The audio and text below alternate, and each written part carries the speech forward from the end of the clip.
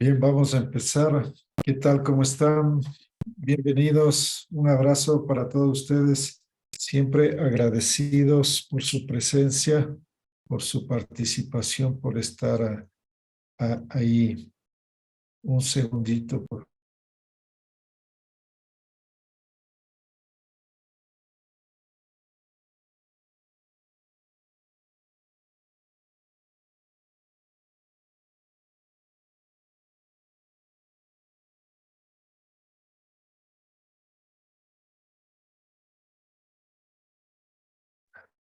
Bien, ahora sí estamos con más luz. Entonces, les damos la cordial bienvenida. Siempre muy contentos de seguir caminando junto a ustedes.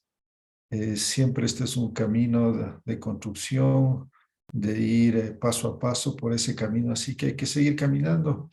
Entonces, felices de encontrar a caminantes, que hayan compañeros, compañeras con los cuales podamos ir por este sendero y podamos irnos reencontrando, reconociendo y vayamos aportando, dando luces, guías para estos tiempos de mucha oscuridad, de demasiado oscurantismo y que necesitamos de claridad, de luz para poder encontrar armonía y el equilibrio. Así que esa es la motivación, el impulso, la necesidad que nos mueve, que nos estimula, que nos provoca, que nos anima a caminar, a vivir, a sentir este mundo, esta existencia. Eso es lo que nos da el sentido, el propósito para poder seguir caminando en este mundo, en esta vida y haciendo lo que nos corresponde para estos tiempos en los que estamos viviendo. Así que estamos muy contentos de, de este diplomado.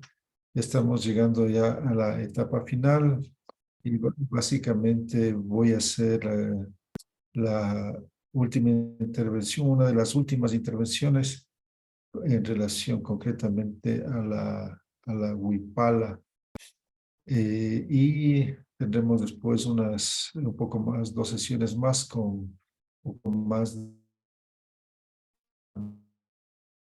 semiótica andina, es decir, abriendo un poco más del panorama. Bien, entonces, en esa medida, eh, vamos a empezar con esta presentación. Entonces, hemos preparado algunos materiales con los cuales nos vamos a ir apoyando, nos vamos a ir dando los elementos, las pautas para poder seguir explicando lo que hemos preparado. Quisiéramos señalar que posiblemente esta es una de las investigaciones más completas que existen alrededor. Hemos hecho algunas investigaciones, hemos estudiado algunos estudiosos, intelectuales, investigadores alrededor de esta temática y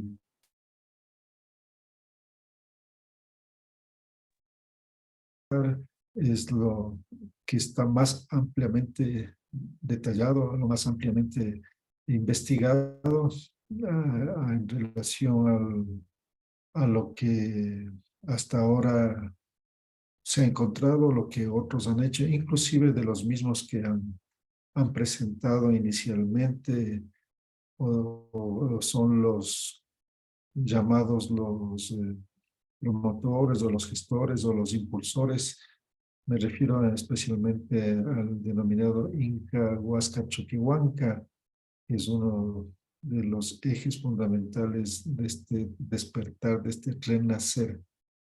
No decimos nacer, ¿no? Estamos diciendo de este renacer.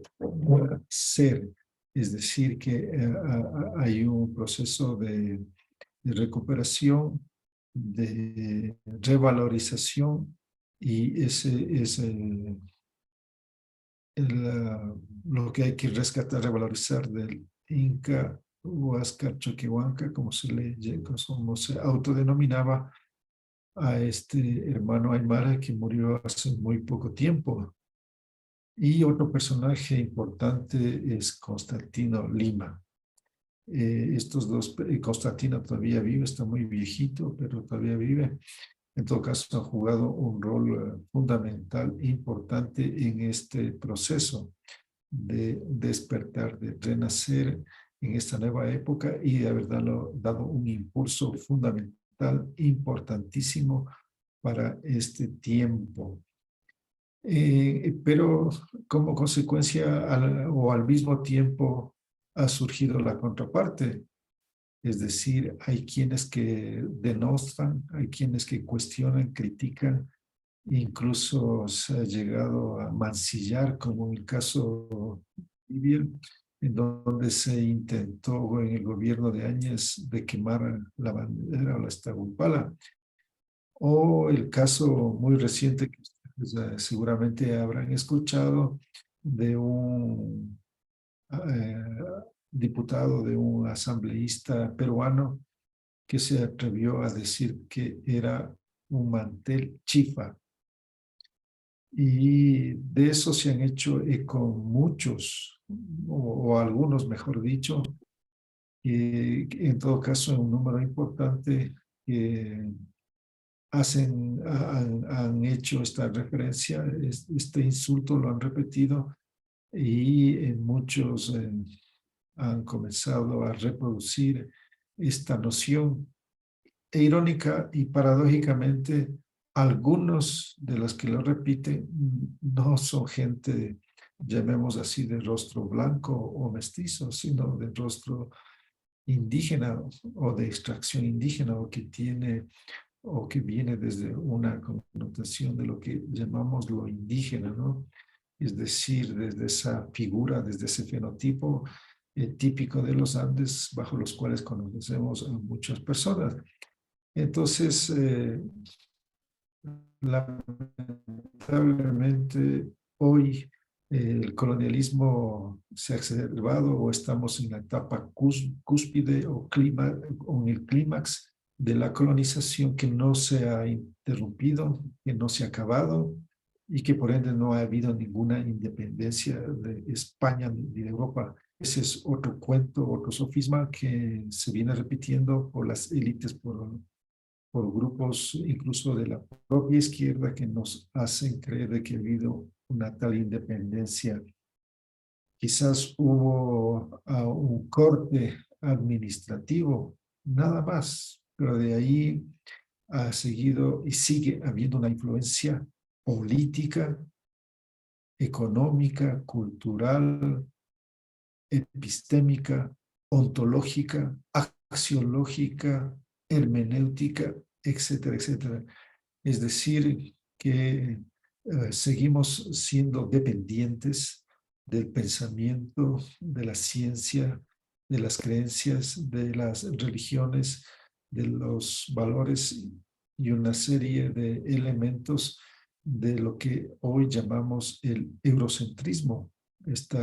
Desde esta concepción, de esta visión eurocéntrica o eurocentrada, que se asumió como la verdadera o la única o la universal o la mejor o la superior, y que descalifica, que minimiza, que rechaza a todas las demás, calificándolas de inferiores, de subdesarrolladas y hasta de salvajes. Hasta ahora escuchamos esta palabrita de salvajes, ¿no? O en el caso de las últimas revueltas que han habido, especialmente en el Perú, acusándoles de terroristas o terrucos, que es la palabra que más suelen utilizar en lo que hoy llamamos Perú, en donde se hace esta utilización de este término terruco para hablar, para desdeñar de los pueblos originarios y de todos aquellos que enarbolamos, que impulsamos lo que se llama la filosofía andina, la cosmovisión andina, la tradición andina, la cultura andina, o todo lo que es el pensamiento del Tahuantinsuyo.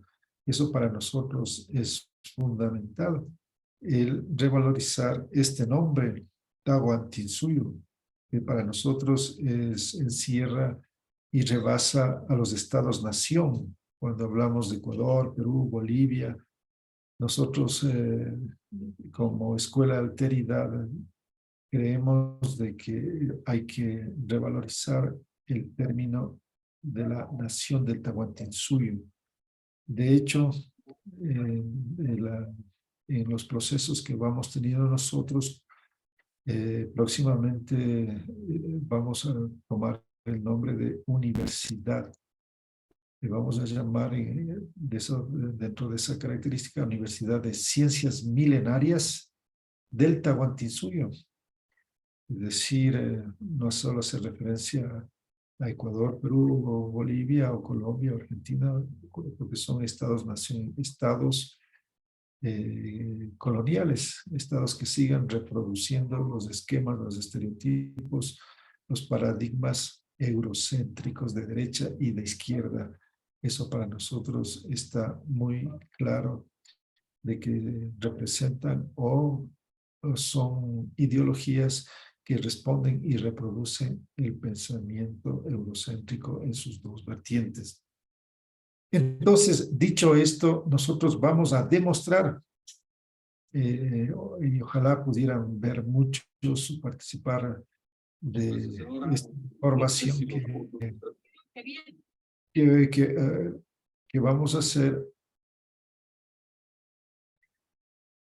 Lo que vamos a presentar y que aspiramos escribir y hacer un libro, ojalá podamos hacer. En todo caso, digamos que ustedes van a tener la oportunidad de estar entre los primeros de que van a recibir esta información amplia, detallada. Ustedes van a ver todo lo que les vamos a presentar y vamos a poder demostrar y acabar o terminar con todos aquellos señalamientos de algunos llamados intelectuales y algunos llamados incluso andinistas o que se asumen como los representantes fidedignos y que se hacen llamar hasta amautas y que dicen que no existía, que nada de esto es verdadero, que es un cuento, un invento moderno.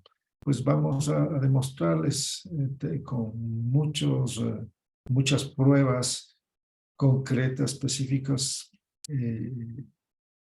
que van a clarificar y van a establecer con precisión de que esto es algo histórico, que es algo milenario.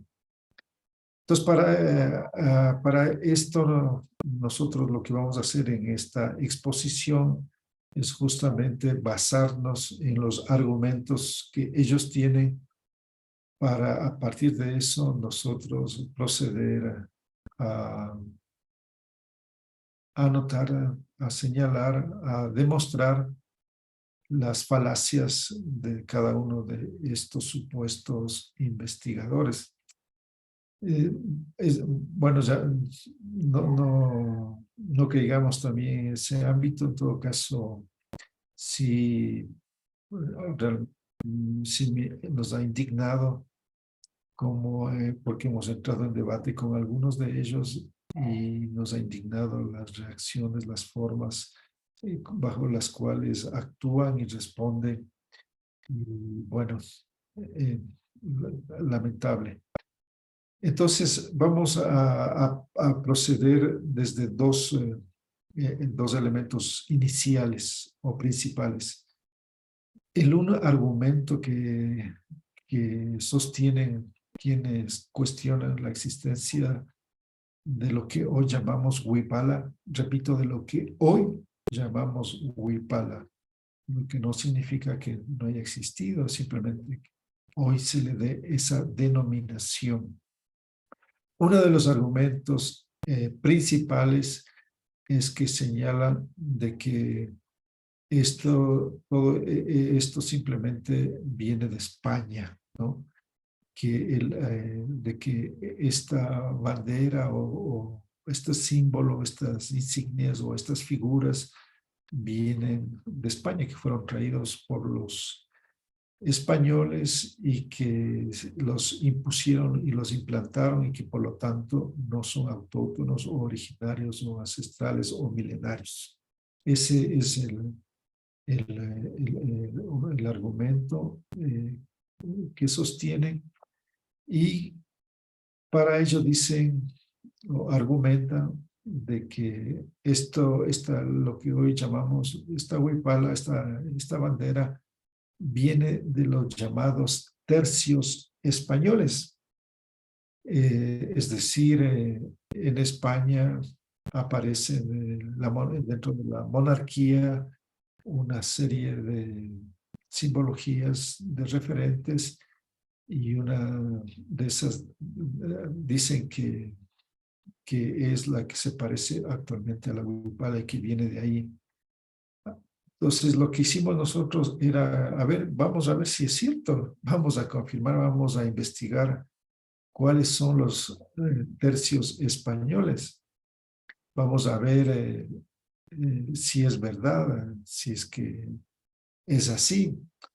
Entonces, miren ustedes, aquí tenemos dos vasijas eh, que son ya hechas después de la invasión española. Ustedes ven esas dos banderas con esos ajedrezados, así se les denomina, o esos cuadrados o esos escalinados que se encuentran.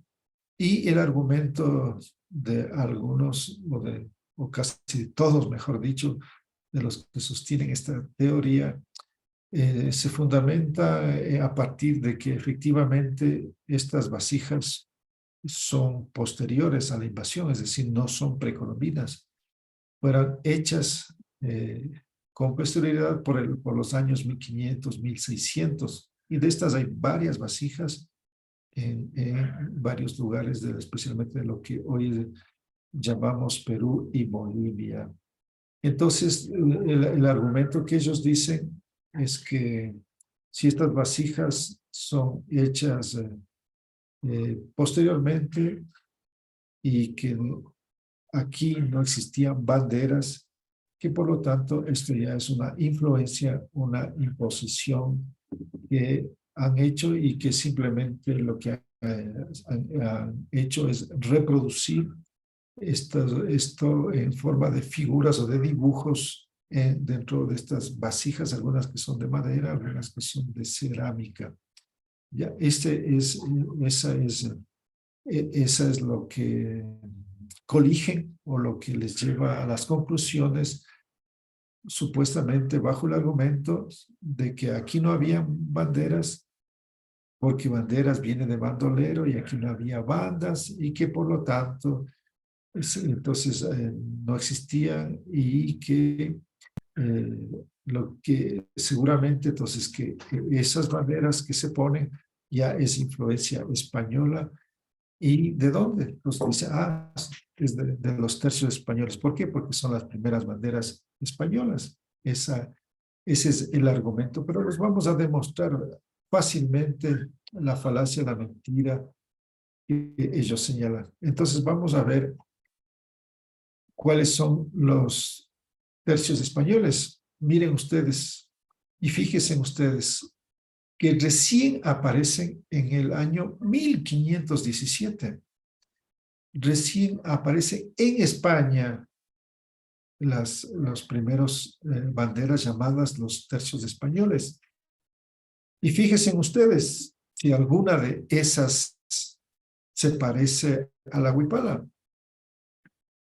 Quizás por ahí algo, y en base a ese argumento de ese algo, quieren ya decir referencia a que el origen o de dónde proviene es desde España.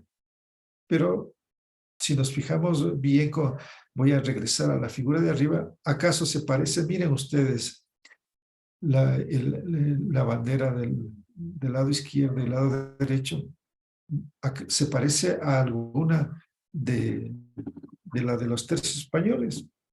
No se parecen. Alguien dirá, bueno, lo que pasa es que han hecho una prolongación o han hecho un mejoramiento o han hecho algo tomando como referencia. Ese es el argumento que ellos van a utilizar, ¿no?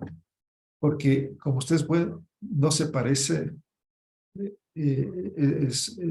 hay algo, pero no se puede decir que sean de referencia española. Por el contrario, les vamos a demostrar como son muy similares a otros insignias o símbolos que son totalmente andinos. Entonces, miren ustedes, ahí tienen, y aquí hay otros que hemos encontrado que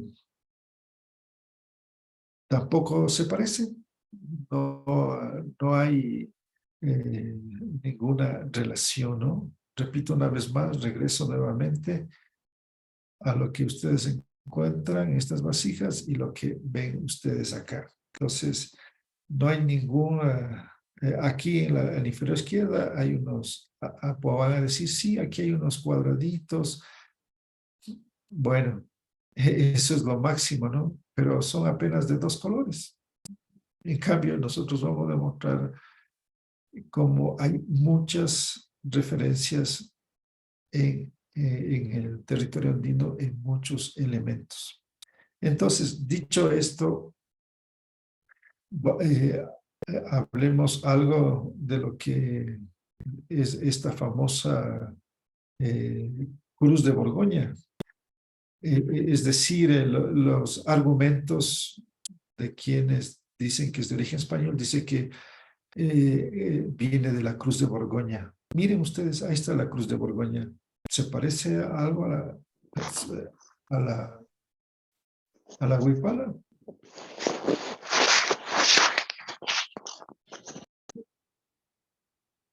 Casi nada. Solo porque tiene por ahí una X. Eso no significa prácticamente nada, ¿no? Entonces, en este sentido, vamos a leer el texto que hace referencia y que nos cuenta Álvaro González Díaz al lado izquierdo, ¿no? Entonces sigan conmigo.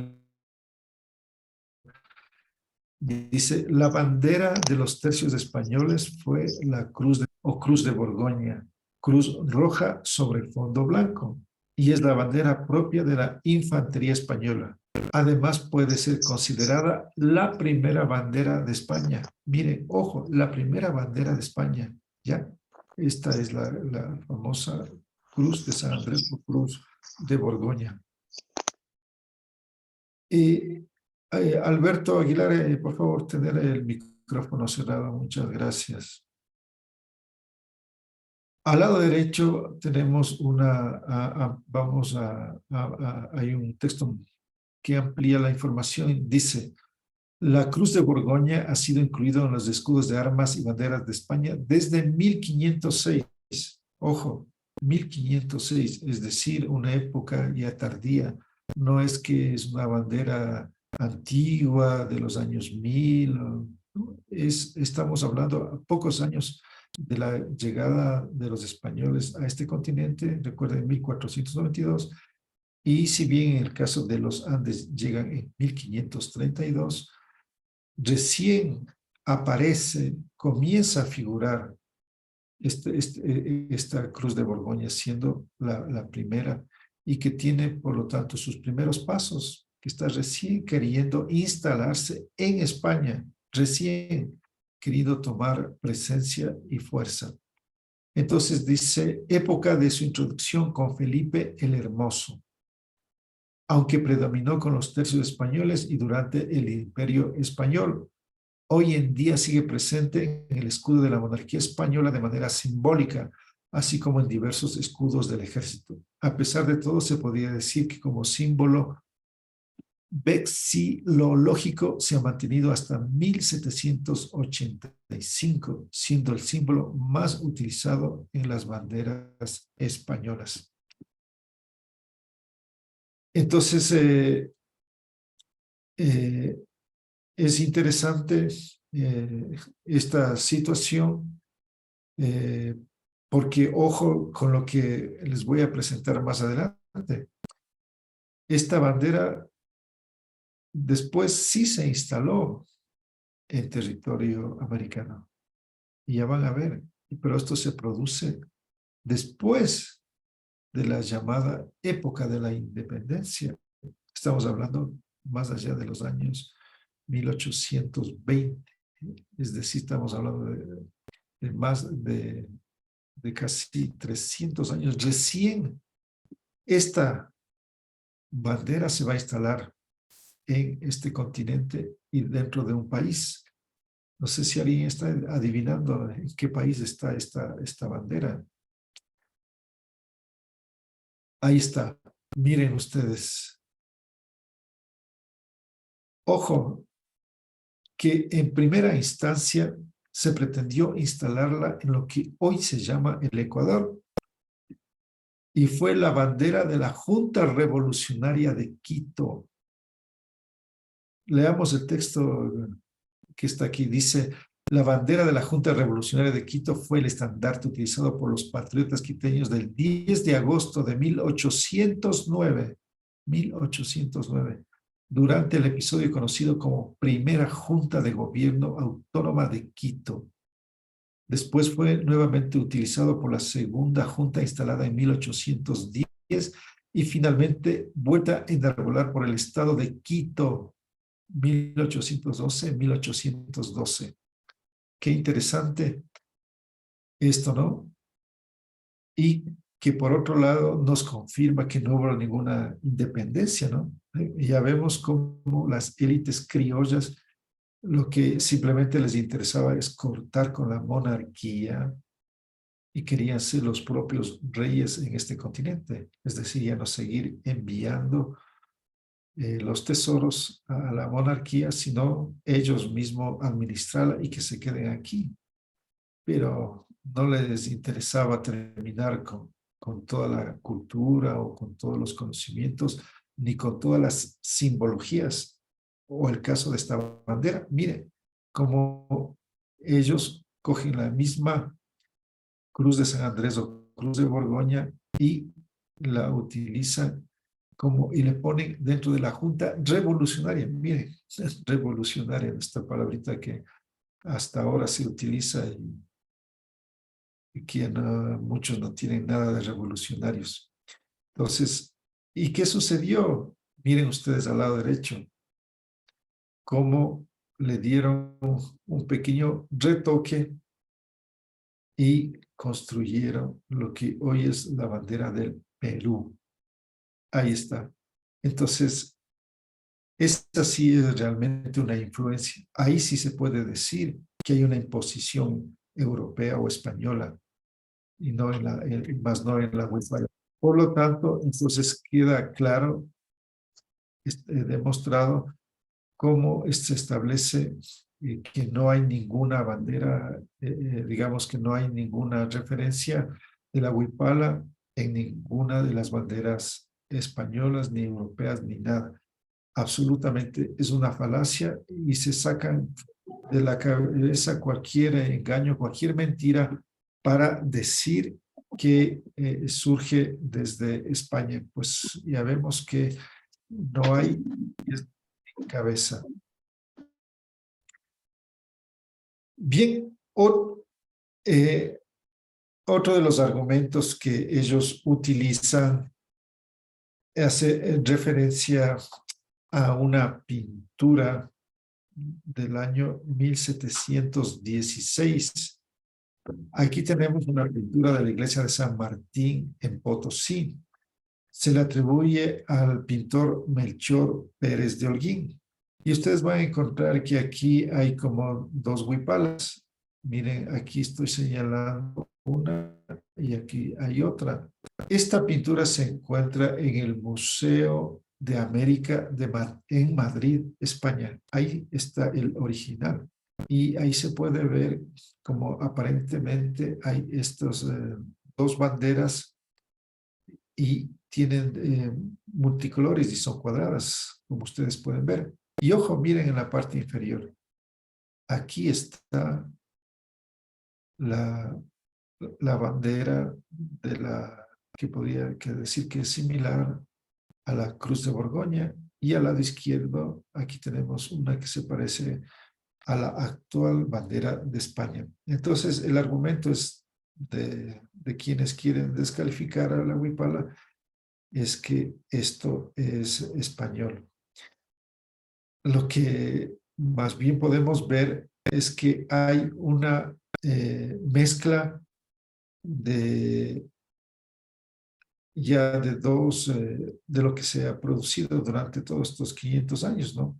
En donde se han comenzado inicialmente a mezclar, a introducir cuál fue la táctica inicial de la monarquía y de todos los llamados conquistadores, en que utilizaban ciertos elementos indígenas para ganar espacio, para ganar en apertura hacia las poblaciones indígenas.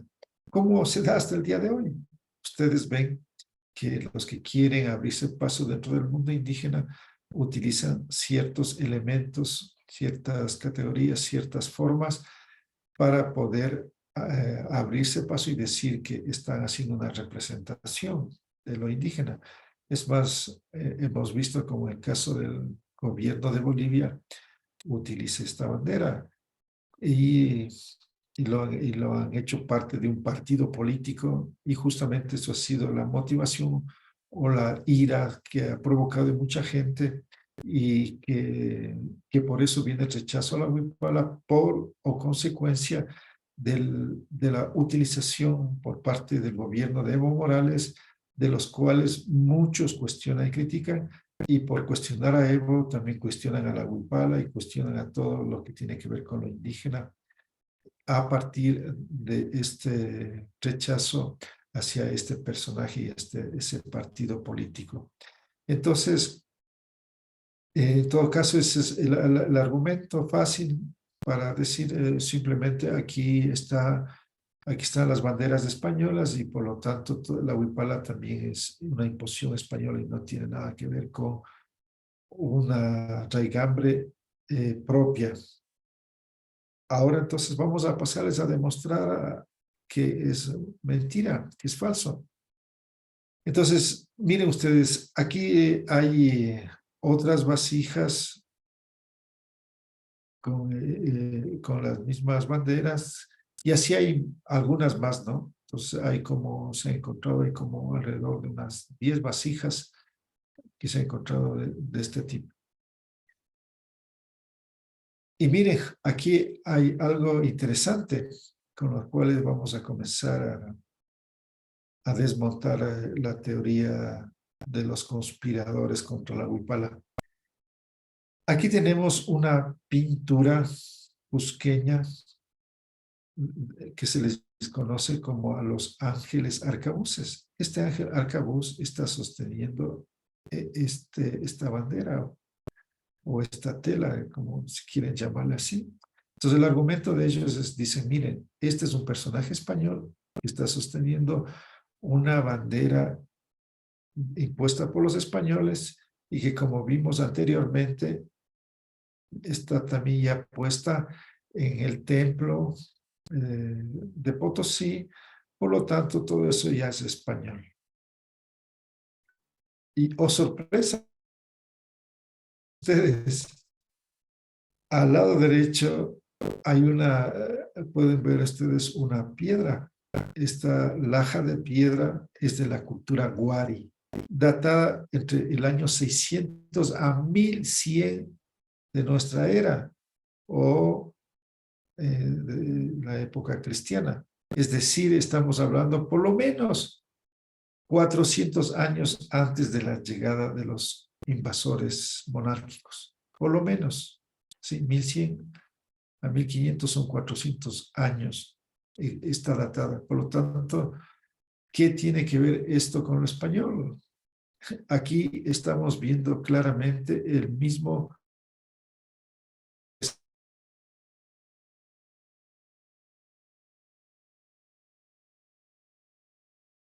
¿Qué es lo que estamos viendo? Que esta bandera simplemente está siendo incorporada a un personaje de origen español. Es decir, lo que algunos llaman ese típico sincretismo, la idea de hacer estas mixturas, estas mezclas, con el propósito, en este caso, de decir, miren cómo un ángel de la Iglesia Católica valoriza, reivindica y utiliza una simbología. Lo que estamos viendo es que no es, por lo tanto, no es de origen europeo, sino que estamos viendo que es de origen andino, como ustedes pueden ver claramente en esta laja de piedra de la cultura Guari. Esta fue encontrada en la comunidad de Unión, en la provincia de Castilla, en la región de Arequipa, en el sur del Perú. Entonces, miren ustedes cómo vamos demostrando la falsedad y las elucubraciones que van tejiendo a partir de simplemente querer eh, crear una historia, un cuento para sus fines de justificación, ¿no? Y aquí tenemos otras pinturas que son también de arcabuces, llamados ángeles arcabuces. Y aquí también vemos estas, que les llamamos estas huipalas. Y entonces se han encontrado, incluso esta de la izquierda se encuentra en Argentina. Es decir, hay en varios lugares, ¿no? La anterior que vimos está acá en Bolivia y esta de la derecha está en Cusco. Entonces, hay varios lugares. Por lo tanto, lo que nosotros colegimos o llegamos a la conclusión es de que esta bandera ya existía y que por lo tanto no es un invento moderno de Germán Choquehuanca, es decir, de hace, como dicen, de hace recién hace 50 años que se inventaron esto. Entonces, si fuera invento español, pues ya sería por lo menos 400 años. Pero ya estamos demostrando que más bien lo que hacen ellos es una utilización de una simbología andina y estos pintores la incorporan y crean estas mixturas. ¿De acuerdo? Ahora vamos a ir viendo otros detalles y vamos a ir viendo otros elementos que nos van a permitir demostrar el origen andino milenario. Aquí tenemos unas pinturas de una colla. Recuerden ustedes que el Inca, a su compañera, a su esposa, se denominaba Coya, es decir, Inca es para referencia al hombre y Coya es a la mujer.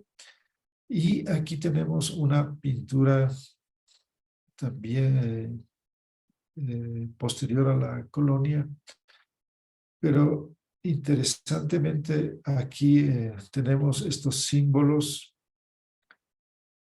que ella, Beatriz Clara, y ella se casó efectivamente con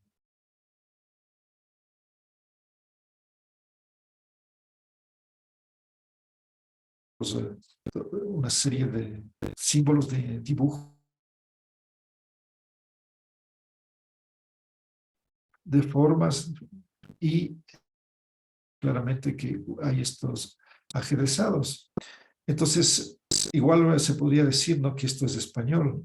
Podrían argumentar que decir que esto simplemente ya es una colla que se viste ya no a la forma ancestral, sino que ya ha incorporado elementos españoles. Pero mentira, vamos a ver que estos símbolos son muy antiguos, están en otros elementos y que están datados antes de la llegada del invasor. Entonces, ojo, presten simplemente atención a estos símbolos porque son interesantes, fundamentales para demostrar nuestra teoría de que son milenarios. ¿Ya? Entonces, aquí lo encuentra esta pintura, la parte superior, aquí está la parte derecha, está todo el vestido, toda esta pintura y ahí están todos los gráficos. Entonces, ustedes recuerden que cuando hubo los casamientos, los matrimonios de las primeras collas con los españoles, cuyo propósito era ganar espacio, territorio, era la táctica, ¿no?, que siempre lo hicieron, el contraer matrimonios, no por amor, sino por interés, por dinero, en este caso por tierras. Entonces se casaban y con eso ya se hacían parte de una familia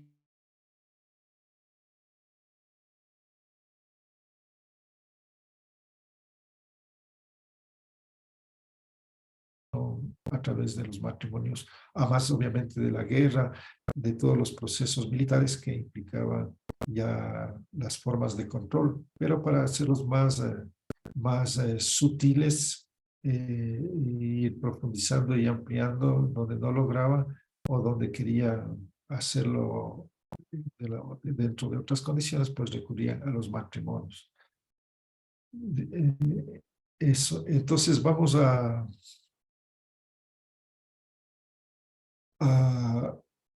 a ver que efectivamente este vestido no es español primero, ¿no es cierto?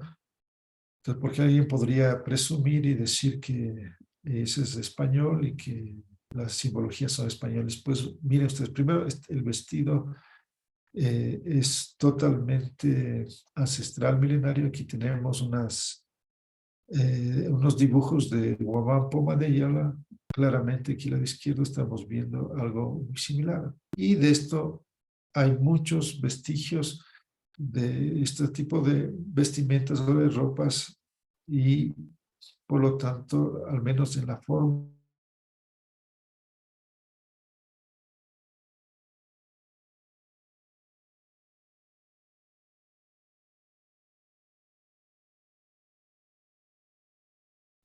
entonces en cuanto a la forma y a los tocapos, esa sería la palabra en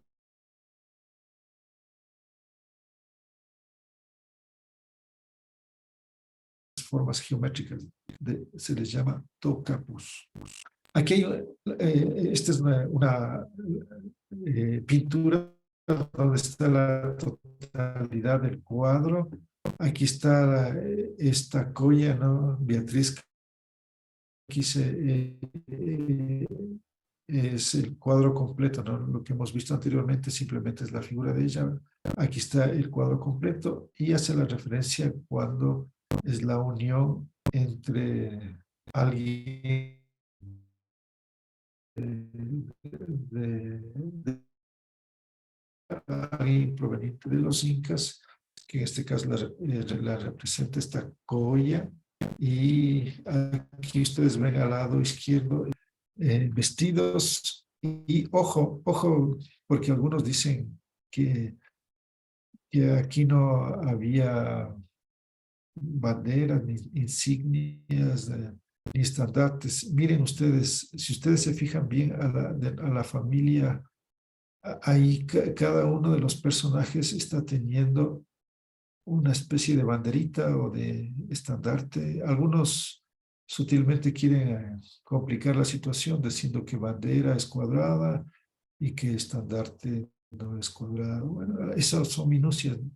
Lo que nos interesa es simplemente que Y cada uno de ellos está con su insignia o con su banderita o con su tela, si quieren podemos quedar con su telita, y ahí hay una simbología en cada una de estas telas, ¿sí? Aquí ven estos personajes en los cuales están ellos haciendo referencia a, a, a dónde pertenecen, ¿no? A qué dinastía o panaca ellos son partícipes.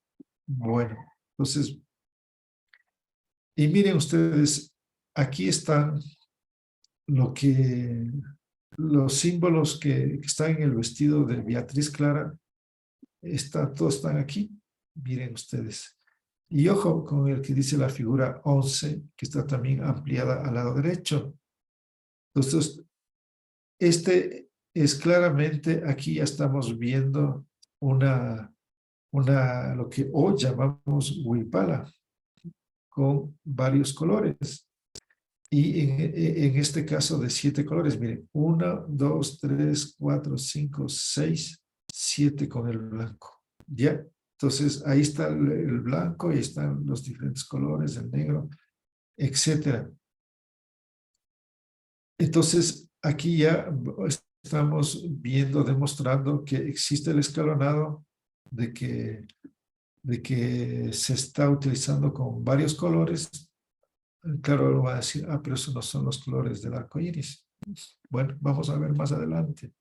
Entonces, seguimos avanzando. Miren ustedes, ojo, aquí tenemos una pintura de Martín de Rúa del año 1615, es decir, a pocos años de la llegada de los invasores monárquicos, y donde vemos todavía que se vestían a la usanza milenaria.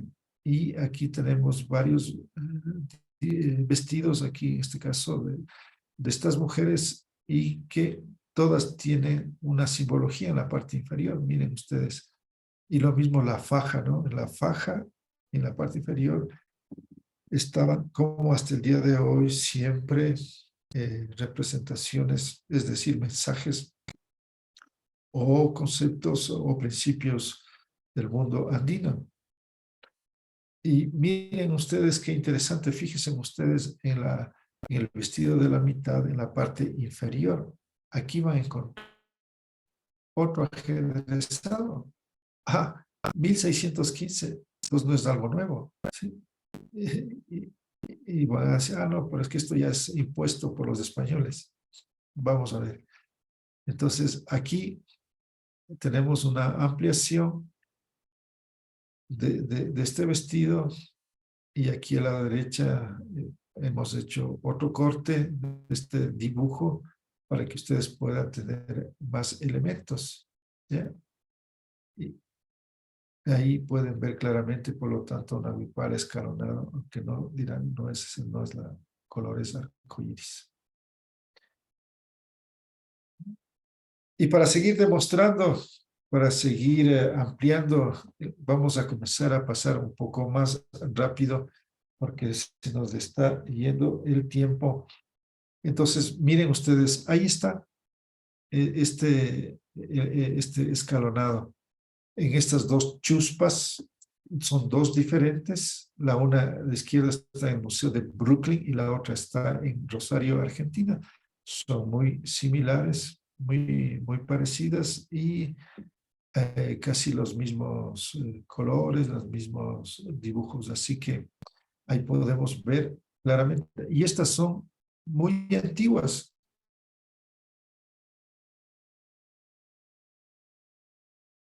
Cuarto a décimo después de Cristo, es decir, estamos hablando desde el año 500 al 1000, es decir, 500 años antes de la llegada del invasor europeo.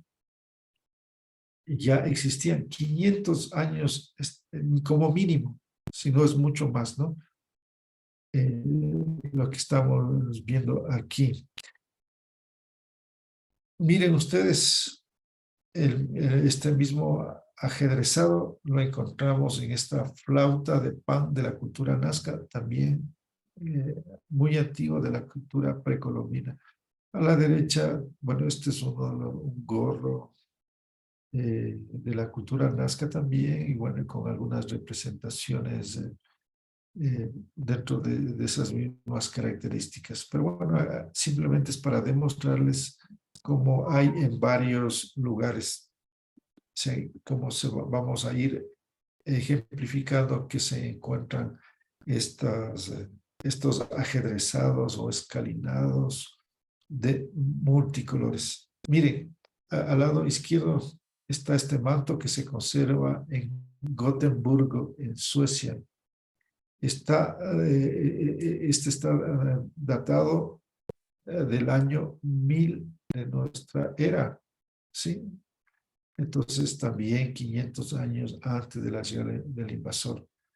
Lo mismo tenemos otra figura, otro ajedrezado al lado derecho, también precolombino. Y aquí tenemos otros. Miren ustedes, vamos a ver, vemos aquí, hemos encontrado este tapiz que se encuentra en el Museo de Ancón, en Lima, perteneciente a la cultura Chancay.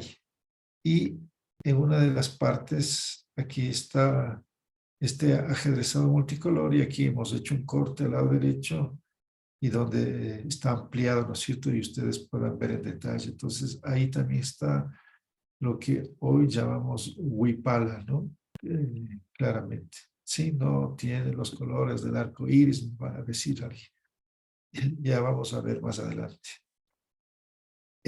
Acá hay otro tejido en la parte inferior, y también hemos hecho un corte en la parte derecha. Ahí pueden ver ustedes la misma referencia, ¿no? Con otros colores.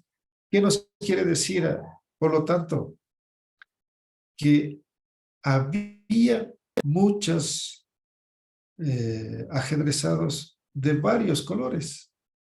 Lo que se podría cuestionar ahora, decir, es la huipala de actual no es la única, ni es la mejor, ni es la especial, es una más que existió y que simplemente es la que hoy se le ha popularizado, porque se la hubiera podido popularizar cualquiera de estas otras escalonados, de estos otros ajedrezados con otros colores, otras características, ¿no? Es decir, que se está haciendo una mezcla de colores de otra forma, ¿no? Otro alineado de colores. Pero lo que nos hace referencia es que simplemente había varias, dependiendo de la cultura, dependiendo de la región, pero había un conocimiento, un concepto que, bajo el cual establecían una categoría y que lo impregnaban dentro de todos estos tejidos, pero siempre guardando ese ajedrezado o escalonado multicolor. Y miren ustedes, vemos algo interesante. Si ustedes se fijan en la vasija del lado derecho, en la parte superior derecha, ahí encontramos este personaje.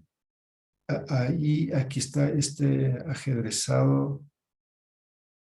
Y claro, el argumento dice, esta es vasija ya en la época colonial. Es cierto, pero lo que no saben es que esta simbología o este vestido es milenario. ¿Y cómo sabemos? Pues fíjense ustedes en el unku o poncho, mal llamado poncho, unku, que se encuentra en la izquierda, y aquí miren ustedes la cantidad de figuras de este ajedrez,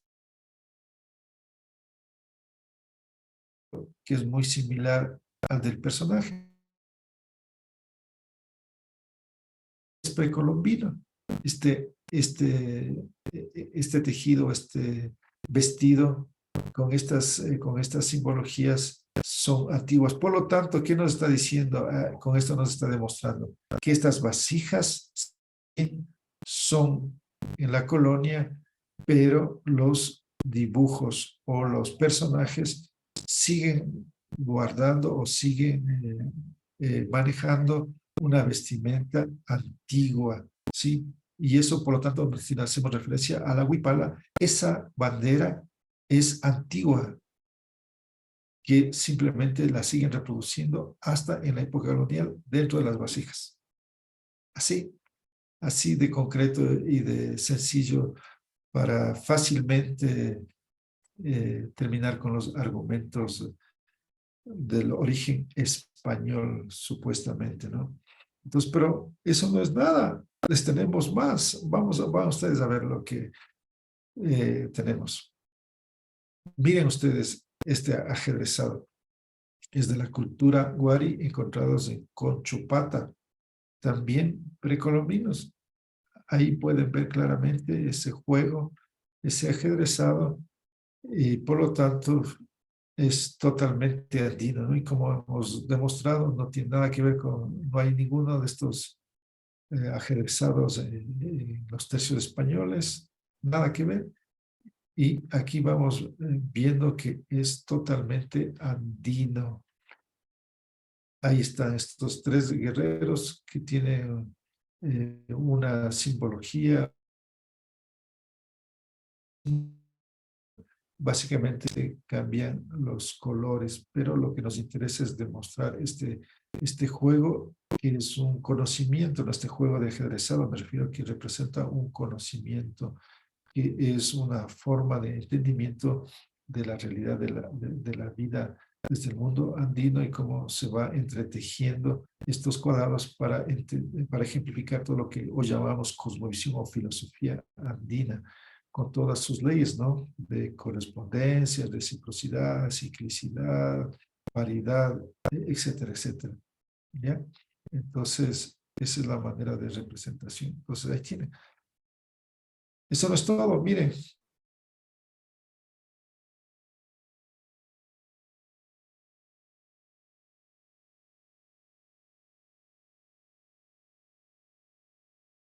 Desde los vestidos, ¿no? Utilizando un ajedrezado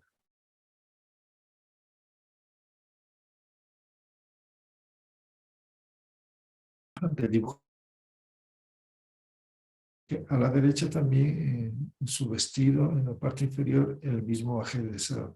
Entonces, miren ustedes cómo eh, hay por todo lado, ¿no? Está en los vestidos, está en tapices, está en un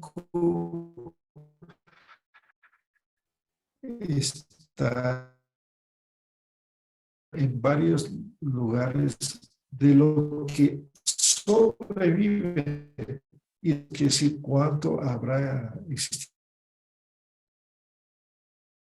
Aquí tiene otras representaciones, aquí también está el famoso escalonado, aquí también está el vestido. Seguimos con esa noción, ¿no? De jugar, jugando siempre en esa relación de corresponsabilidad, que es lo que establece nuestra categoría. Y miren ustedes aquí este personaje, lo que está teniendo aquí, ¿qué es esto? ¿Acaso no es una especie de banderita, una telita o algo? Pues aquí ya le vamos a demostrar, hacerles ver más que efectivamente ellos se desplazaban y tenían sus estandartes o el nombre que ustedes quieran dar a estas telitas con estas simbologías, que por lo tanto entonces no es que se desconocían, ¿no? Que obviamente no era bandera en el sentido español, eso es otra cosa, pero que existían simbologías establecidas dentro de una tela, pues ahí están y vamos a presentarles muchos más adelante. Aquí tenemos más dibujos de Román Poma de Ayala con las mismas connotaciones en este vestido. Y ojo, miren, en el lado derecho, aquí dentro de estos círculos rojos,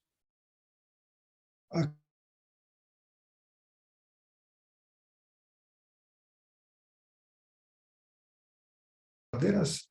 ¿Acaso eso no está representando, tiene una connotación, una relación de lo que hoy conocemos banderas? Y ya vamos a ver más adelante otros detalles, pero presten atención a la forma de cómo Guamán Poma dibuja estas banderitas dentro de un mástil, ¿no? O un palo, ¿no? Que ustedes están viendo aquí.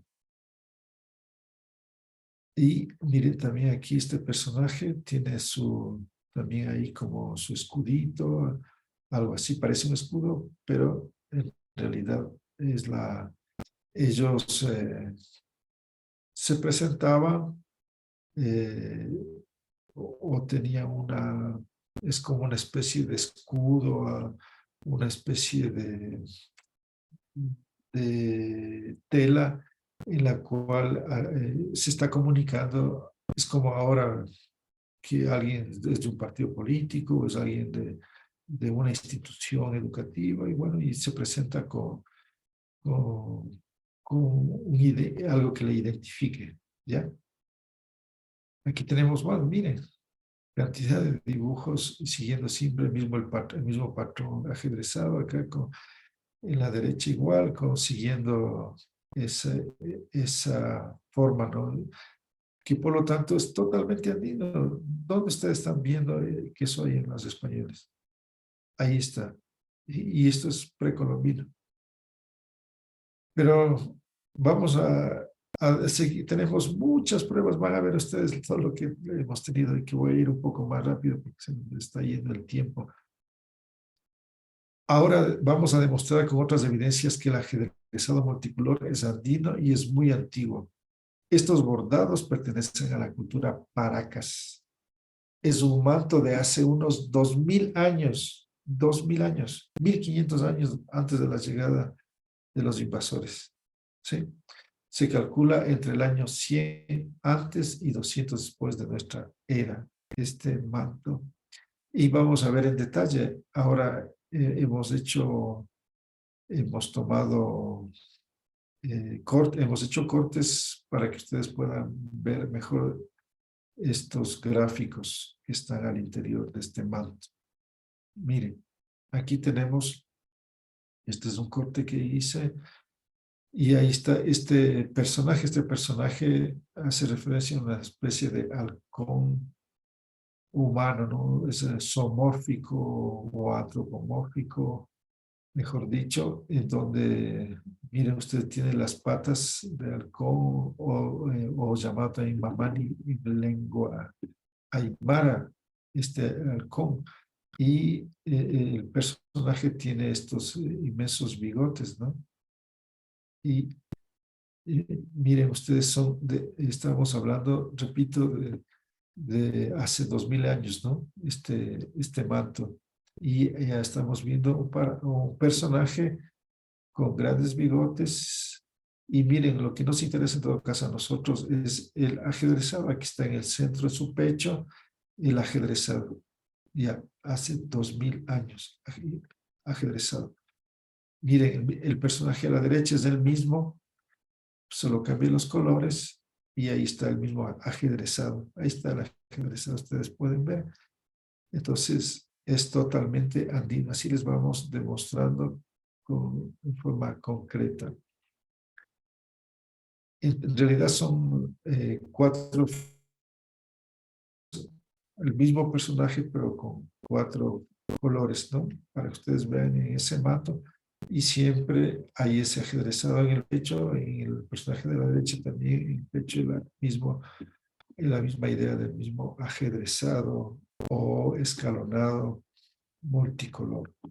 Listo, entonces con eso ya sería suficiente, pero tenemos más, miren.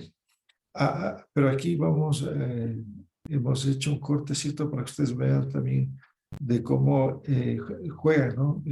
Siempre en la idea de la tetralidad, ¿no? Por eso se llama Tahuantinsuyo, juega en la idea de tetra, que es Tawa es tetra o cuatro, y siempre jugando en esa tetralidad, ¿no? Y miren ahí haciendo la cruz, ¿no? La cruz andina, miren esta cruz, jugando, ¿no? Siempre va a jugar. Entonces eso es un conocimiento, es una forma de entender la vida que lo refleja en toda forma, en todo sentido.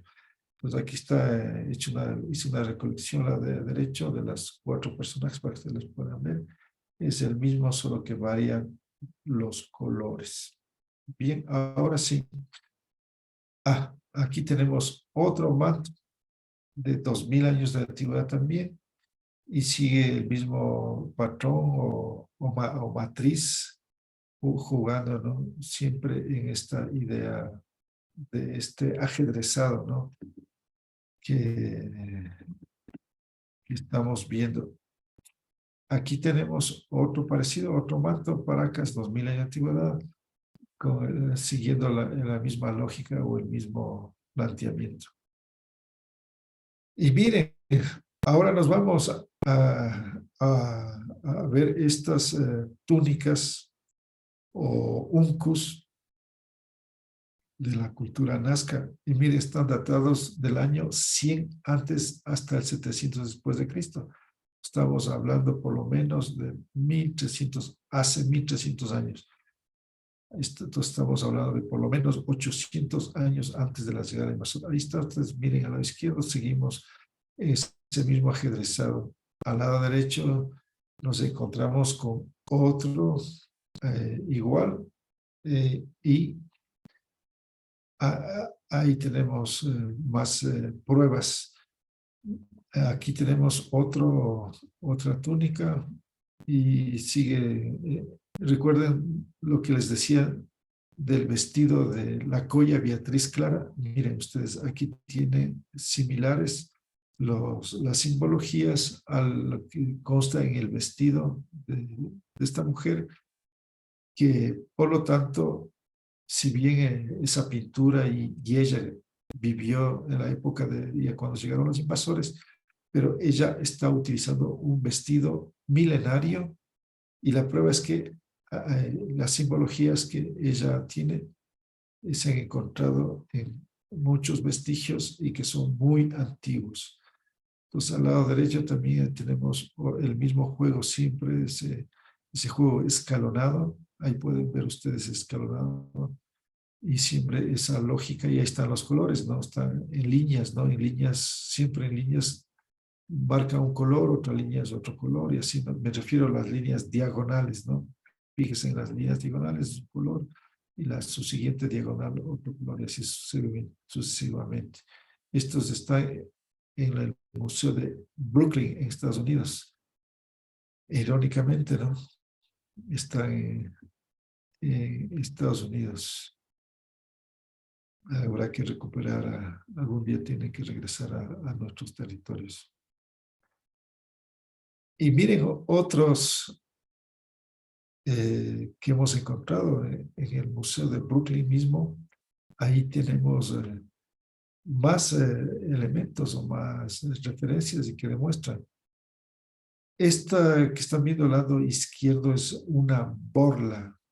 ¿Qué quiere decir? Que es algo que se ponía en la cabeza, es decir, era una especie de sombrero, algo así, no exactamente, una corona también podríamos llamarlo, que se ponía en la cabeza. Entonces, ¿qué es lo que nos interesa? Este ajedrezado. Por eso está siempre el ajedrezado, porque representa un conocimiento, una sabiduría, una información. Por eso siempre está latente, vivo, expresado en muchos elementos y incluso en una borra o en una corona o en un sombrero, que lo vamos a ver más adelante más claro, en donde está ahí puesto, ¿no es cierto? Ahí es. Al lado de derecho también vemos el mismo escalonado, ahí ustedes pueden ver. Y este también es un o una especie de poncho. Los ponchos son europeos, españoles. Eh, Se parecen a nuestros uncus, pero no son precisamente ponchos, ¿no? Eso hay que precisar, clarificar. En todo caso, lo que nos interesa es que ahí está, sigue abriendo el Ajedrez. Entonces, miren, cantidad de pruebas, ya estarán cansados, pero ahí están. Tenemos que presentarles para demostrarles a estos detractores de que dicen que es origen español. Entonces, aquí está, aquí más o menos ya pueden ver, aquí, esta es como la corona, aquí se mete la cabeza y aquí está adelante y atrás, ¿no? Estas, eh, estas representaciones, ¿no es cierto? Entonces, aquí al lado derecho también tenemos otro, incluso aquí en la parte de la mitad tenemos este complemento que se ha conservado, es decir, en el Museo de Brooklyn también se encuentran estos dos tocados, es el nombre en español, ¿no? Se llama tocado a esto, esta especie de corona o de casco que se ponía en la cabeza. Entonces, miren, está datado del año 1100 al 1475. Antes de la llegada del invasor, están hechos de algodón, de cuero, de plumas de madera o junco. Ahí están las medidas, etcétera. Entonces, igual el tocado del lado derecho perteneciente a la cultura Chimú en el actual Perú. Entonces, ahí seguimos demostrando. Ahí pueden ver ustedes, esta es una representación, bueno, no sé si es foto o es pintura, en todo caso de un personaje de la época, entonces ahí pueden ver ustedes tocado en la cabeza y las plumas, ¿no? Entonces, todo eso que se ponía en la cabeza. Entonces, lo que nos interesa simplemente es que ahí ustedes están viendo en el centro del tocado o de este casco o de esta corona, el ajedrezado. Entonces, mires, está en el Museo de Brooklyn también. Y, está datado desde el año 1000 al 1400 de nuestra era. ¿Ya? Ahí pueden ver al personaje completo con el unku, que se parece a un poncho. Y ojo, miren en la parte posterior cómo es, y ahí están los cuatro colores. Interesante, ¿no? Los cuatro colores, miren ustedes, rojo, azul, amarillo, rojo. Que eso lo vamos a encontrar en muchos elementos, este juego, y justamente de estos colores, ¿no? Miren ustedes en esta faldita inferior también está este ajedrezado y jugando a esos, con este caso ahí con amarillo y azul. Bien, entonces ahí está. Ya. Entonces, con eso creo que ya más que suficiente para demostrar la existencia del ajedrezado y que no viene de ningún tercio español. Ahora, vamos con el asunto del arco iris, que eso es el otro argumento de que no hay las referencias con los colores del arco iris como el actual Huipala. Pues vamos a demostrar que sí existen y que esto se llamaba la unancha. Es decir, lo correcto sería denominarla hasta el día de hoy unancha a la Huipala. Es decir, el nombre Huipala sí es algo moderno, pero que buscaban darle un nombre y hacen referencia a la idea de movimiento que viene de la aymara de Huipa, de que flamea. Entonces de ahí cogen y crean la palabra Huipala. Lamentablemente no son conscientes o no se dan cuenta que hay una palabra y hay una referencia histórica milenaria que es un ancha y que eso hay muchas referencias de los propios cronistas, por lo tanto, muy concretamente, muy claramente, eh, hay la referencia, ¿no?, a la existencia del arco iris, es decir, de lo que es esta luz blanca, ¿no? Es decir, cuando nosotros miramos la luz que viene del sol, nuestros ojos pasan a ver una especie de luces blancas, pero cuando si hacemos atravesar un cuarzo, se va a descomponer los colores y se va a poder visualizar la configuración y, oh sorpresa, que forma los colores que conocemos del arco iris. Y lo mismo sucede cuando vemos en el cielo, ¿no? Y es cuando atraviesa la luz del sol, cristales de agua, y eso va a formar el arco iris, y que guarda esa relación, ¿no? Desde el color rojo en el extremo hasta el violeta en el otro extremo, y son los 7 colores.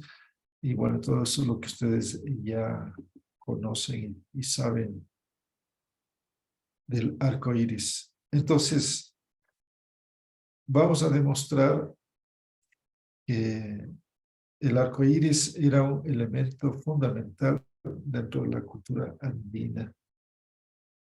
Por ejemplo, empecemos con este dibujo al lado derecho, encontrado en el Coricancha, el dibujo de Santa Cruz Salmaguaya, Pachacutic, Santa Cruz Salmaguaya, Salcamaigua, es el nombre de este personaje de origen, posiblemente se dice que Aymara, que él dibujó este gráfico, que lo recogió de uno de los muros, que había una plancha de oro en una de las paredes del Coricancha, en el actual, en Cusco, que se encuentra hasta el día de hoy. Este lugar, aunque ya obviamente ya no existe esta plancha, que habrá sido transformada en una barra de oro y enviada a Europa. Bueno, lo que nos interesa aquí es que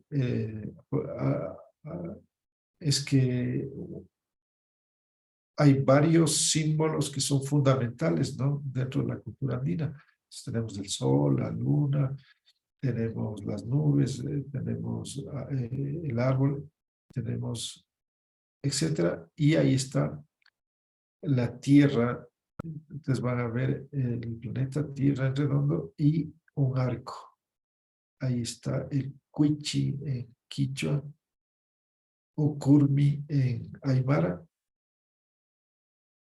y por lo tanto el arco iris es un símbolo fundamental que algunos han querido minimizar, ¿no? Que el arco iris no es fundamental, no es importante, o que no tenía la connotación. Es decir, ahorita hay el problema del prejuicio porque el movimiento LGTBI ha tomado también el arco iris como su referente. Entonces, por los prejuicios, los complejos, quieren romper y decir que el arco iris no es importante, o que es más bien símbolo de mal augurio, porque cuando se ve en el cielo dicen que está trayendo un mensaje de que algo malo va a suceder. Eso no es así. Es decir, son interpretaciones o lecturas equivocadas, que pueden ser muchas lecturas, una de las cuales podría traer un mensaje de que va a suceder algo fuerte, algo duro, pero no necesariamente. Es decir, depende de las condiciones o características en las cuales se presenta este arco iris. Y no se puede decir que cada vez que vemos un arco iris ya es un símbolo de mal agüero, ¿no? Un símbolo de que nos está trayendo algún mensaje de que algo negativo o malo va a suceder. Entonces, esas ya son fetichismos que no caben, ¿no? Y que es lamentable. En todo caso, ahí está. Entonces, he recogido de la investigación que hemos realizado un texto de Alba Choque Porras. Aquí al final a la derecha tenemos a una investigadora que se llama Alba Choque Porras, una mujer que ella es la que es en estudio de lo que les hacía referencia yo de a esta colla Beatriz Clara, escribe todo un librito que se llama El retrato de Beatriz Clara Colla y la instauración de un modelo iconográfico en el virreinato del Perú. Y miren lo que ustedes, lo que ella dice, que es lo que nos interesa para nuestro caso. Dice así: asimismo se ha identificado tocapos tipo arco iris, motivo asociado a la fertilidad por su relación a la lluvia, pero además es uno de los símbolos de poder de la clase dirigente de la nobleza inca. Así, en el Coricancha, el templo más importante del Cusco, capital del Tahuantinsuyo, el arco iris ostentó un lugar privilegiado. Abrimos comillas, comillas, que porque esta es ella hace una copia textual de lo que dice Garcilaso. Otro aposento, paréntesis, que era el cuarto, dedicaron al arco del cielo, es decir, al arco iris, ¿no? Así también le llaman, incluso en francés se dice el arc-en-ciel, arco del cielo hasta el día de hoy, porque alcanzaron que procedía del sol y por ende lo tomaron los reyes incas por divisa y blasón, porque se jactaba descender del sol. Este aposento estaba todo guarnecido de oro, sí, todas las paredes estaban de oro. En un lienzo de él, sobre las planchas de oro, tenían pintado muy al natural el arco del cielo, tan grande que tomaba de una pared a otra, con todos sus colores al vivo, llamado al arco Huichi, ¿sí? Es el nombre en quechua, Huichi. Esto lo dice el Inca Garcilaso de la Vega. Esto está en un libro publicado en el año 1985, o sea, es una edición, ¿no? Porque la original es del 1609, ¿no? Pero hay una edición de la que toma esta autora Alba Choque Porras. Bueno, y dice más adelante, el arco iris llegó a convertirse en un distintivo político. Ojo, el arco iris llegó a convertirse en un distintivo político también durante el virreinato. La mascaipacha fue asociada también al arco iris, así como también su presencia en escudos heráldicos de nobles incas. Ya, entonces, ella está también haciendo referencia a cómo el mascaipacha, es decir, el tocado que les decía en la cabeza, ese tocado que se ponían, o esa corona, o ese casco, como quieran llamarlo, en idioma originario es mascaipacha.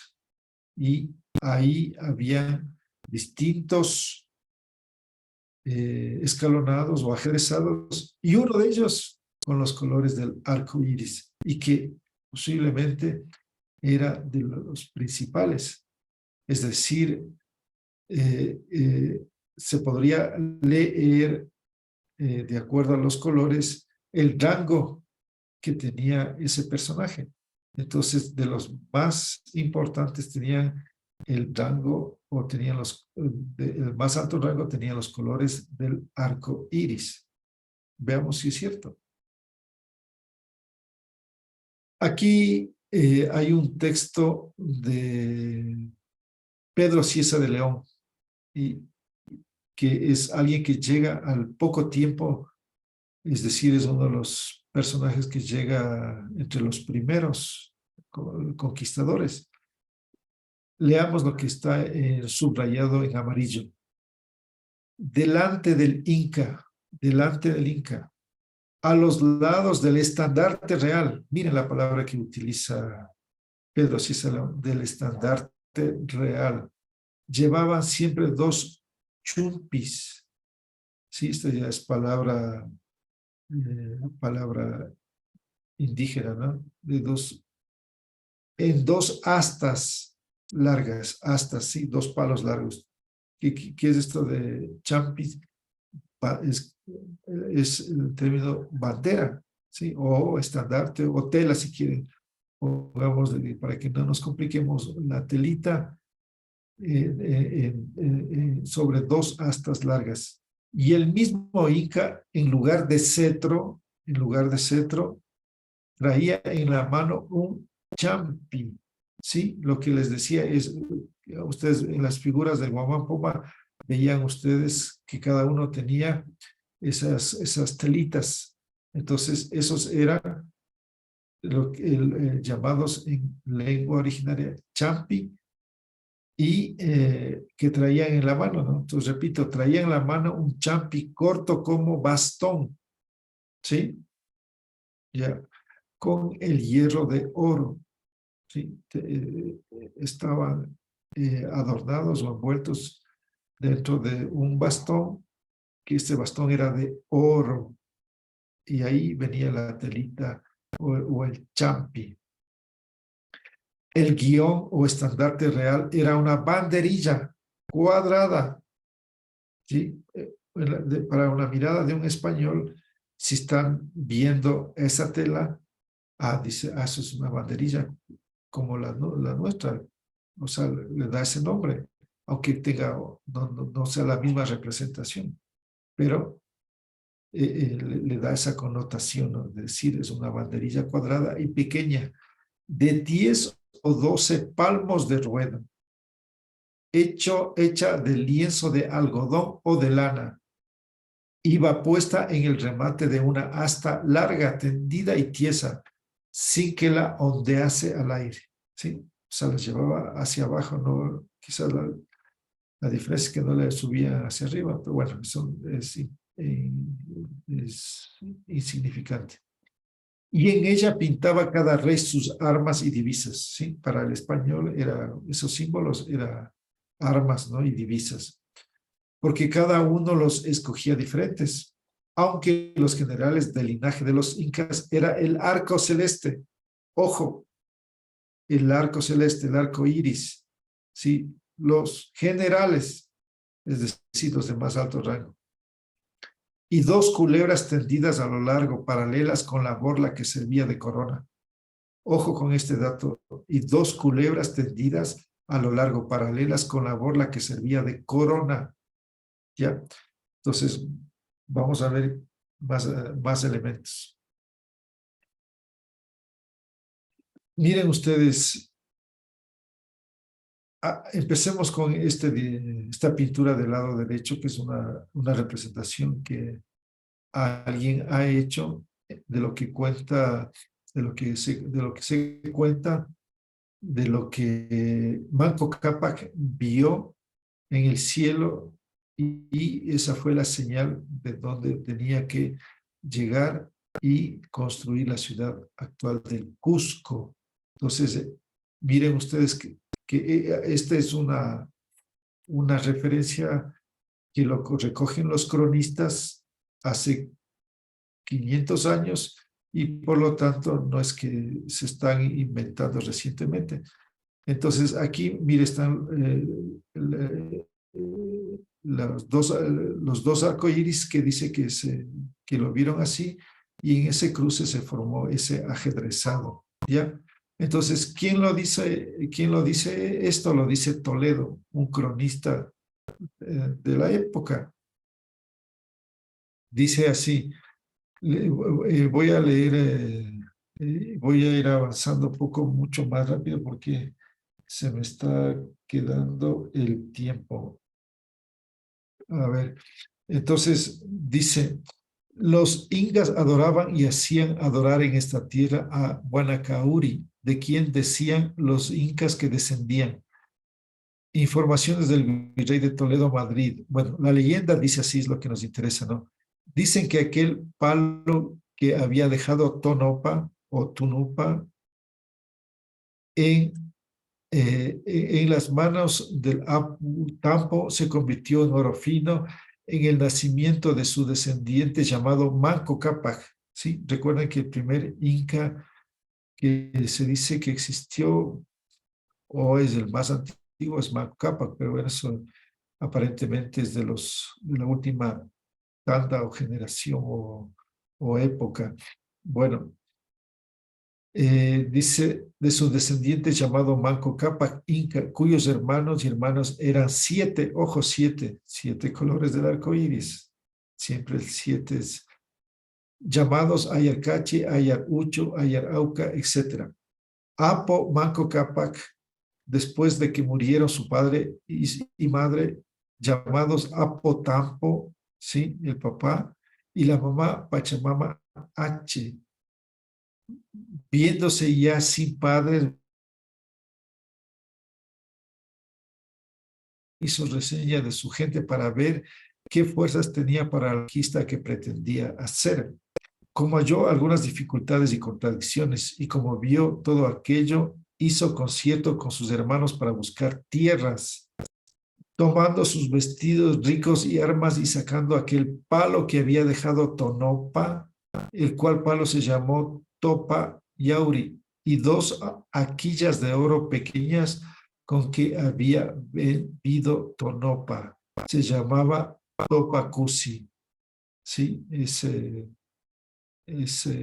vaso, ¿no? Y llamando a sus hermanos partió hacia el cerro de donde sale o mediodía. Viniendo así, dice que llegó al cerro más alto de todo aquel lugar, en donde junto al Apo Manco Cápac se levantó un arco del cielo muy hermoso, de todos los colores, y sobre el arco apareció otro arco, de modo que Apo Manco Cápac se vio en medio del arco y había dicho, buena señal, buenas prosperidades y victorias hemos de alcanzar viniendo el tiempo con todo lo deseado.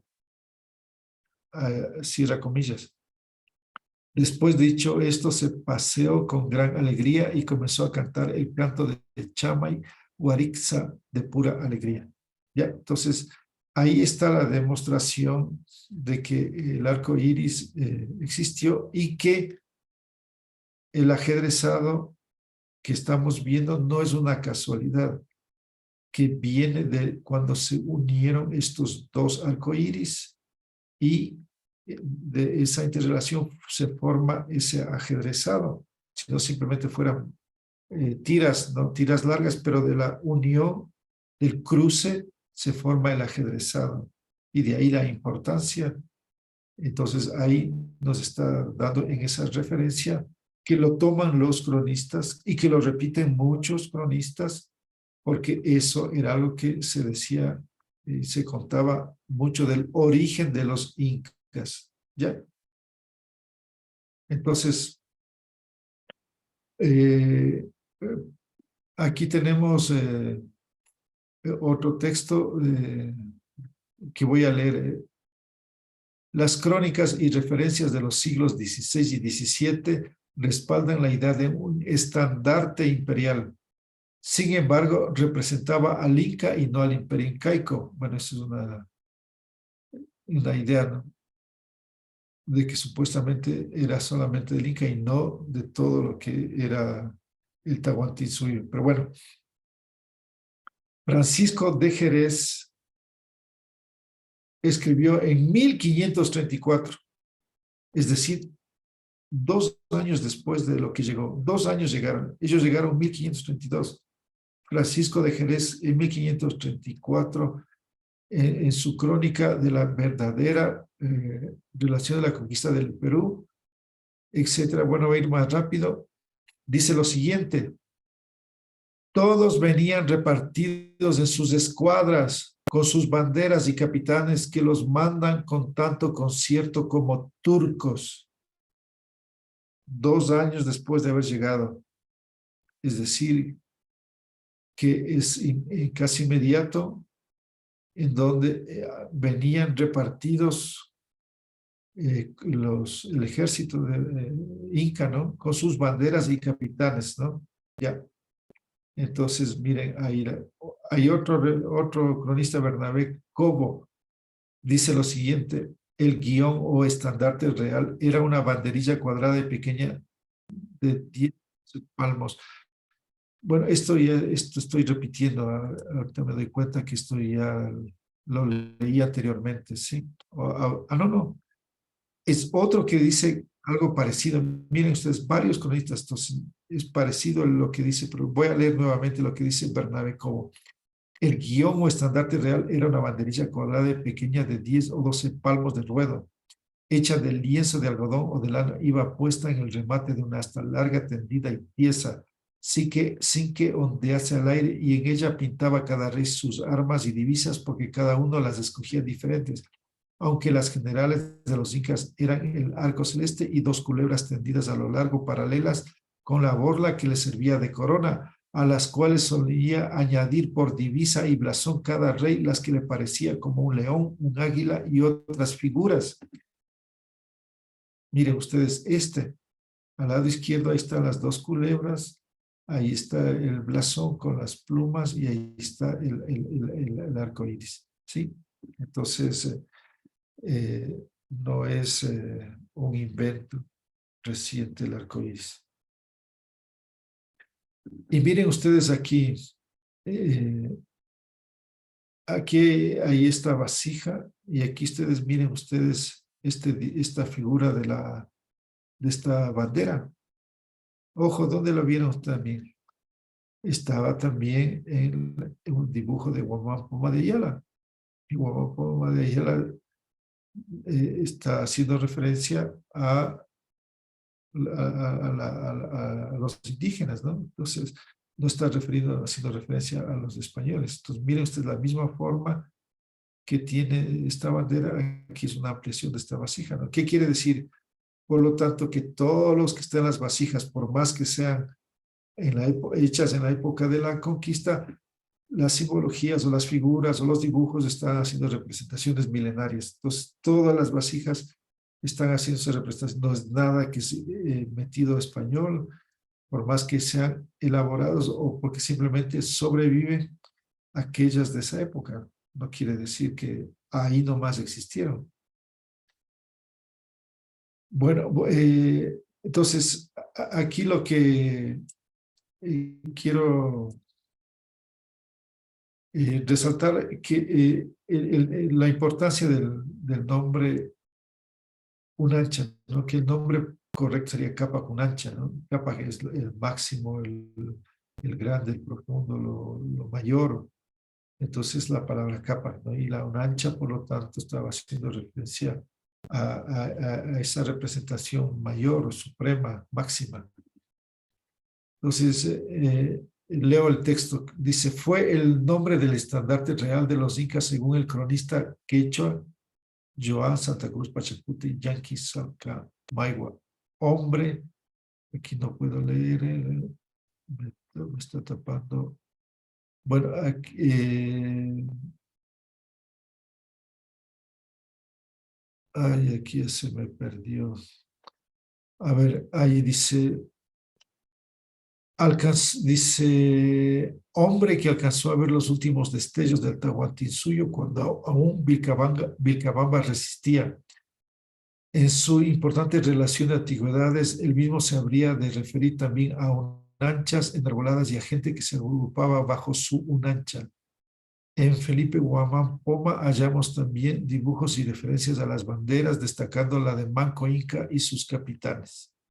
Bueno, y así el quechua del siglo XVI, el que hablaban amautas, arabicos y quipucamayos, registró varios vocablos relacionados con las banderas de la época. Los lingüistas los recogieron en sus vocabularios. El primer quechuista, Fray Domingo de Santo Tomás, anotaría onancha como pendón allá por 1560, ¿sí? Más específicamente lo registró también como estandarte, bandera generalmente, Diego González Holguín en su monumental vocabulario de 1608. Miren, 1608. Recogido en los finales del siglo XVI, apuntó Aucay, un ancha bandera de guerra y un anchay simplemente como estandarte real y también como estandarte insignia, escudo de armas. Figuran también términos épicos como Auca, un ancha y Sinchi, un ancha, y consta el vocablo Mayuini, que es campear o tremolar la bandera. Asimismo, parece que una antigua voz dialectal distinta sobrevivió hasta siglos. ¿Ya? Entonces, Miren ustedes, aquí al lado izquierdo hay una pintura y ustedes ven como en esta parte del pecho, debajo de la garganta, hay también esta referencia, ¿no? Que encontramos del arco iris, ¿no? Simplemente he puesto esto para demostrarles, ¿no? De que el arco iris era fundamental. Tanto es así que hasta aquí ya tenemos al lado derecho una representación de lo que utilizó Túpac Amaru. Estamos hablando 200 años después, seguían utilizándose estas insignias y Túpac Amaru rescataba a las dos serpientes y al arco iris y el sol.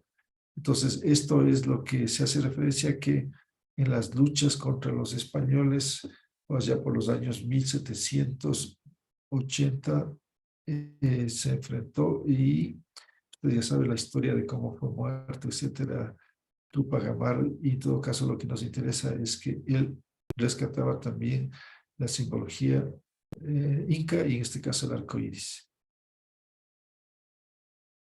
Y bueno, con esto vamos a terminar ya para terminar las referencias de los cronistas, ¿no? Los propios cronistas, ellos lo hablan, entonces para que no se diga que no estamos inventando, imaginando, los propios cronistas, ellos mismos lo anotan, ¿no? Entonces, miren, voy a leer, dice, si bien ellos interpretaron y escribieron desde sus concepciones monárquicas, medievales, católicas, el que más se acerca es Pedro Cieza de León. Sin embargo, todos los cronistas deben ser leídos desde la filosofía andina. Si no se lee literalmente, y eso es un error de algunos andinistas, incluidos los cronistas mestizos, entre comillas, Huamán Poma de Ayala, Santa Cruz Pachacute, Salcamaigua, que se convirtieron al catolicismo. Ojo con eso, ¿no? Porque si bien estos personajes nos dan muchos datos, muchos elementos, también hay que ser leídos con pinzas, pues ellos se convirtieron al cristianismo y al parecer al catolicismo, y al parecer eran mestizos, ¿no? Eso no se sabe exactamente, pero por las referencias y por los nombres, ¿no? Ayala, Santa Cruz, los quienes tomaban generalmente eran los primeros llamados mestizos, ¿no? Es decir, y de padre español, madre indígena. Sigo leyendo. En todo caso, la discusión de fondo no es si había bandera, sino si existía o no el ajedrezado multicolor. Y ya hemos demostrado que sí existía antes de la llegada de los invasores monárquicos, siendo eso lo principal, y ese es un conocimiento importante para el mundo andino, pues significa muchas cosas. Es lo que estoy diciendo, un resumen de lo que he explicado. A ver, aquí tengo otra referencia puesto de otro cronista, los comentarios reales de los incas. Mire, rápidamente en la parte inferior, el subrayado amarillo dice, el primer mes de la muerte del rey le lloraban cada día con gran sentimiento y muchos alaridos. Todos los de la ciudad. Salía a los campos cada barrio de por sí, llevaban las insignias del Inca, sus banderas, sus armas y ropa de vestir, las que dejaban de enterrar para hacer las obsequios. ¿Ya? Entonces miren ustedes que no es invento, que existían estos emblemas, que si no les gusta la palabra bandera, porque viene de bandido, de bandolero, ese es problema de ellos. Lo importante es que había esta tela. Bien, entonces vamos a leer rápidamente, o vamos a simplemente hacer referencia a cronistas porque no tenemos tiempo, eh, como ellos hablan de la existencia de estas banderas, ¿no? Diego de Silva y Guzmán en el año 1538 escribe, ¿no es cierto? Tenemos Francisco de Jerez en 1534, pero de Cisa de León en 1553. Pedro Gutiérrez de Santa Clara en 1556, Pedro Pizarro en 1576. Y bueno, ya, entonces con esto quiero finalizar con este texto que he puesto. Tahuantinsuyo, una de las más grandes culturas del mundo. Más allá de la Huipala, que repito el nombre preciso debería ser una ancha, cabe anotar que el Tahuantinsuyo está considerado en todas las academias del mundo como una de las grandes naciones de toda la historia de la humanidad. Cuando se hace referencia a las grandes culturas del mundo, se nombra a los egipcios, los chinos, los mesopotámicos, los hindúes, los mayas y los incas. ¿Sí? Esas son las grandes culturas del mundo. ¿Sí? Y están incluidos los incas entre las grandes culturas, no digo civilizaciones, culturas del mundo. No, no me gusta utilizar el término civilización porque jamás nuestros pueblos perdieron el sentido de relación con la naturaleza. Siempre estaban cultivando, criando la vida. Y la civilización es el acto de rompimiento con la naturaleza y las consecuencias que estamos viviendo. Sigo leyendo. A la época de la invasión del Tahuantinsuyo era más grande que cualquiera de los reinos europeos. ¿Sí? El Tahuantinsuyo era más grande que cualquiera de los reinos europeos y más rico que ellos, más rico que ellos. Tanto es así que se fueron llevando todas sus riquezas y con ello lograron salir de más de 1000 años de pobreza, delincuencia y enfermedades en la Edad Media. ¿Sí? Esa era, si hacemos una comparación en extensión y en riqueza, el Tahuantinsuyo era muy rico y toda esa riqueza es la que se fueron llevando y que les permitió salir de la pobreza que vivía en la Edad Media, de más de 1000 años que duró la Edad Media, de guerras cruentas entre los reyes españoles y que tenían a su pueblo en la pobreza y como consecuencia el surgimiento de enfermedades, de epidemias, de delincuencia, etcétera, etcétera. Entonces, y para finalizar, he puesto este texto, dice, los colonizadores hace 500 años llamaron salvajes a los pueblos indígenas por no dejarse despojar de sus territorios. Hoy los llaman terroristas, terrucos, etcétera.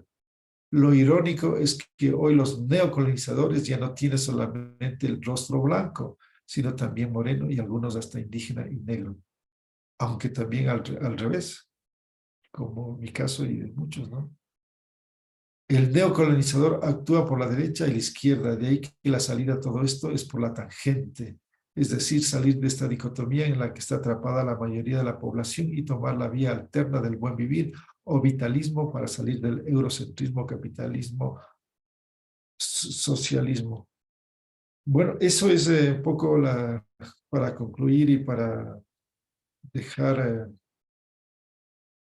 digamos, como un mensaje, como una referencia final a, a esto que nos interesa, porque más allá de la bandera como símbolo o como referente está el hecho de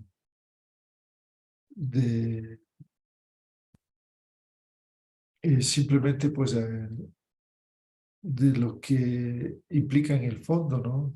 Porque el símbolo tiene algo mucho más allá que nos está hablando de referencia más profunda. Bien, entonces les doy la palabra si quieren comentar, si quieren preguntar, si quieren criticar, si quieren anotar cualquier cosa, pues tienen la palabra. Adelante, compañeros, compañeras, hermanos, hermanas, alguien que quisiera decir algo.